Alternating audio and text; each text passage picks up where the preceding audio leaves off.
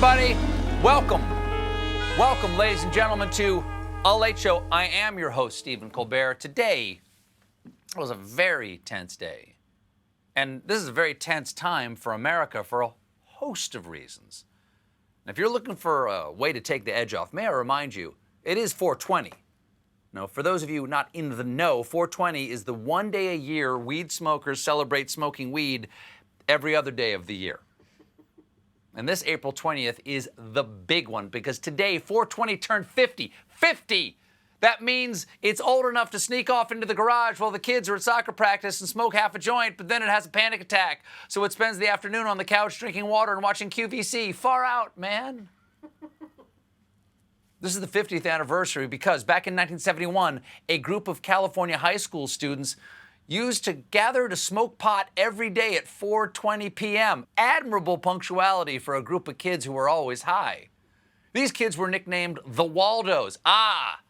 Now Where's Waldo makes a lot more sense. It's about a guy in a knit cap who never changes his clothes and has no idea where he is.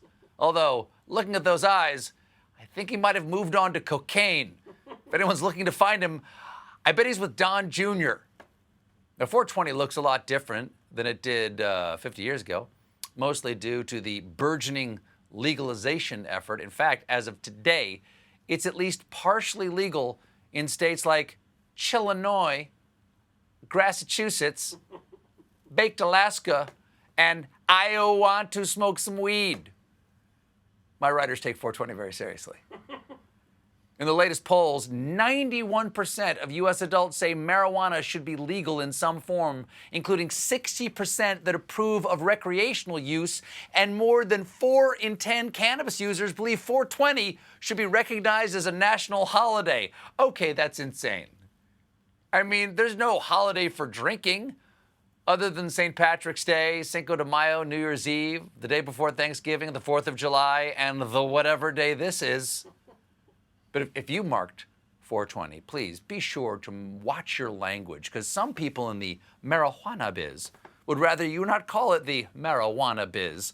As one entrepreneur puts it, the term marijuana is a Mexican slur, although it is tolerated when combined with the word medical for specific purposes, medical marijuana. Okay, if you say so.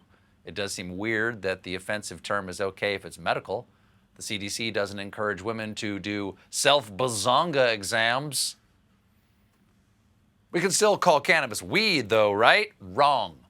According to another stoned industry insider, weeds can be ugly and destructive. Come on, the plant is a weed. If you don't believe me, let's check in with the most famous gardener in the world. Sir, is marijuana a weed? It's a weed. Thank you. But to the wake and bake crowd, who are now all woke and boke, weed is out. According to the same buzz-selling buzz shackler, we also can't say pot, because pot is short for potación de guaya, an alcoholic beverage that means drink of grief. Actually, I'm pretty sure drink of grief is the slogan for Jägermeister.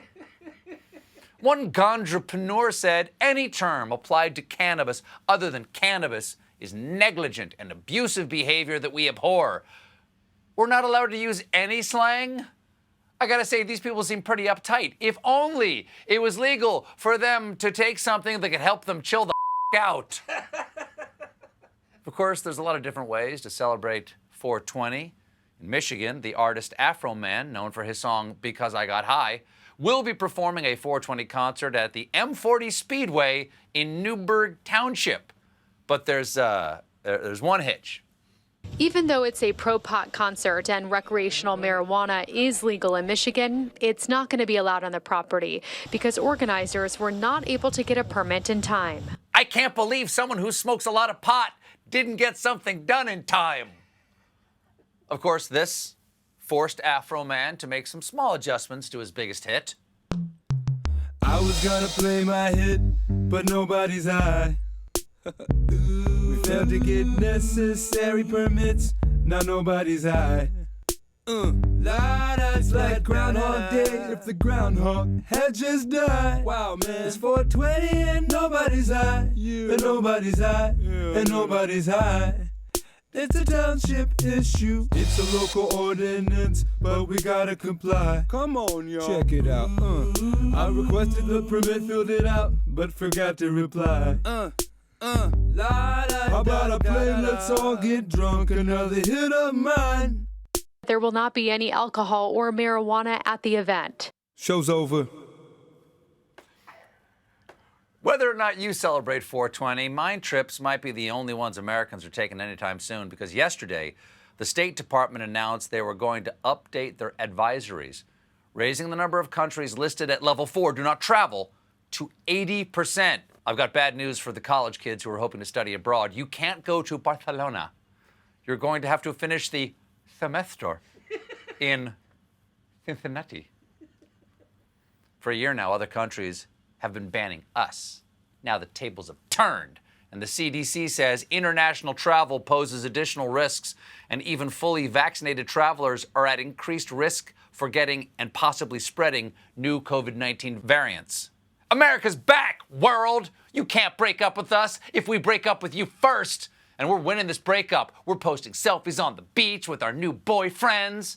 That's right, we're in a polyamorous relationship with Pfizer, Moderna, Johnson, and his Johnson. There's more new big COVID news. You can stop Cloroxing your groceries, because yesterday in a phone call, the CDC acknowledged what scientists have known for months. The risk of contracting the virus from touching a contaminated surface is less than 1 in 10,000. In unrelated news, anyone looking to buy a box of wipes? I traded a kidney for these last April. According to the CDC, frequent cleaning of surfaces is not nearly as important as measures like mask wearing, physical distancing, and washing your hands, but disinfecting may be used to give people a sense of security that they're being protected from the virus, something experts call Hygiene Theater, which brings me to my new segment, Hygiene Theater.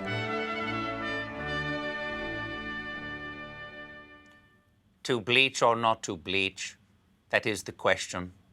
Whether 'tis nobler in the mind to swiffer the floors and windows of infectious surface, or to take wipes against a sea of doorknobs and by opposing cleanse them, to die, to disinfect, no more, and vaccine. This has been Hygiene Theater.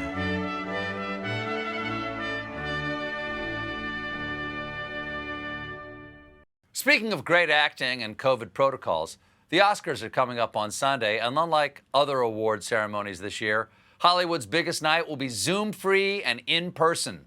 A disappointment for anyone who was hoping to see Dame Judi Dench chowing on buffalo wings in her sweatpants. To ensure everyone's safety, the Academy is requiring everyone to get tested and to wear masks occasionally. Because yesterday they announced that attendees will not be asked to wear face masks when they're on camera. Smart. Everybody knows you can't catch a disease on television. What do you mean I have chlamydia? We always use a camera. And scene. They're getting away with the going mask-free because the ceremony is categorized as a TV production, which has different rules than normal gatherings. As one producer put it, the ceremony will feel like a film, which means this year's Oscars could be nominated for next year's Oscars, only to lose to Mank 2 Infinity Mank. Speaking of cartoonish villains, there's been more news from MyPillow CEO and Tom Selleck dragged from the bottom of a river. Mike Lindell.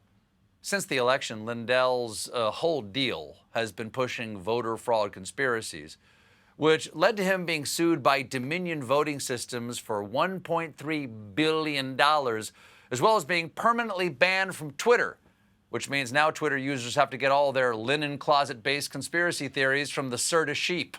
Hillary drinks lamb's blood! But Lindell sprung back like memory foam, announcing plans to launch his own social media website, which he billed as a hybrid of YouTube and Twitter. Developing a new digital platform is a natural next step for Lindell. How much more technically advanced can internet communication be than stuffing foam into a cloth bag? The name of his new network? Frank. Really? Frank? My Pillow talk was right there. The whole point of Frank is supposed to be free speech. However, this site prohibits swear words, porn, or death threats. So his internet site prohibits the internet. Well, yesterday was the big launch, right into the toilet, because the platform constantly crashed and users were unable to create accounts or access the homepage. I don't understand how the My Pillow IT department shanked this one. Fellas, next time, just try flipping the website over to the cool side. We got a great show for you tonight. My guest is Cher. But when we come back, meanwhile, join us, won't you?